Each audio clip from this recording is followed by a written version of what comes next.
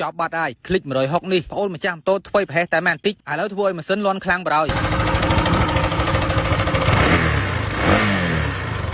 អញ្ចឹងម៉ូតូនេះខ្ញុំសង្ស័យទៅលើការអត់បូមប្រេងម៉ាស៊ីនហើយព្រោះតែคลิก160ឆ្នាំ2023គឺបញ្ញងបូមប្រេងរបស់វានៅពណ៌សទេហើយចំណុចសំខាន់មួយទៀតនេះគឺខ្ញុំបានសួរម្ចាស់គាត់ថាបងអូនដែលដូរបញ្ញងបូមប្រេងម៉ូតូឬអត់មានអីបងប្អូនប្រុសគាត់ថាដឹងបញ្ញងបូមប្រេងណាទេនិយាយទៅបងប្រុសគាត់ដឹងទេហើយបងប្រុសថាដឹងទៅហើយប្រាកដណាម៉ូតូនេះប្រកាសជាខូចបញ្ញងបូមប្រេងមើលតែដីក្នុងប្រឡងដឹងហើយថាម៉ូតូនេះគឺអត់ដែលដោះទេបើអញ្ចឹងទេជាងដំសុំស៊ីស៊ីនម៉ូតូនេះមួយហើយអាស៊ីស៊ីនមកឈុំឯងងុំស៊ីលុយទៀតនិយាយស៊ីលុយចឹងបាក់ម្ចាស់ម៉ូតូថាទៀតហើយថាជាងដំឯងធ្វើស៊ីលុយឡើយហើយថាយកលុយទៅងាប់បាត់ហើយបងប្អូនឃើញអត់ពណ៌សទេច្រឡំពណ៌ក្រហមឃើញអត់បងប្អូនដូចខ្ញុំគិតចឹងថាម៉ូតូនេះខូចបញ្ញងបូមប្រេងថ្មិញវាអស់ហើយបាក់ថ្មិញខ្ទេចទីអស់ហើយដូចជាមនុស្សចាស់ដែលអត់ថ្មិញអញ្ចឹងថាអត់ថ្មិញឯងខំសាច់វាមិនដាច់ទេអញ្ចឹងអត់មានញ៉ៃច្រើនទេតែដោះមកឃើញចេះដូចឃើញលុយចឹងដូចខ្ញុំថាពីមុនអញ្ចឹងឲ្យតែម៉ូតូអូតូខូចដូចយកលុយមកឲ្យជាងដំចឹងតែក៏ជាងដំខ្ញុំនេះចិត្តប្រជុំចេះធ្វើម៉ូតូគេបានលុយច្រើនមែនតែក៏លុយមិនសូវសល់ទេបើមិនឲ្យសល់មិនបងប្អូនបើល្ងាចឡើងមិនទាន់នេះដាក់តាជាពីមិនទាន់ធ្វើម៉ូតូគីឡូ60ដល់ចេះធ្វើម៉ូតូគីឡូ70ដល់ចេះធ្វើម៉ូតូស្ទាត់គីឡូ80បណ្ដោយសើចេះធ្វើម៉ូតូស្ទាត់ជាងដំឯណានិយាយអួតចឹងអញ្ចឹងកុំនិយាយច្រើនពេករៀបចំចូលទៅ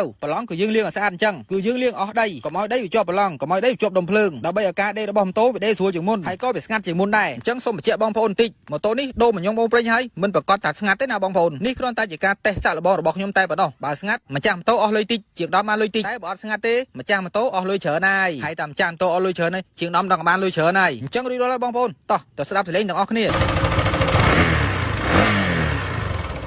អដែលងាប់ហើយជាងដំបានលុយរើម៉ាស៊ីនទៀតហើយជាងដំឲ្យលុយដាក់អាចាក់ទៀតហើយ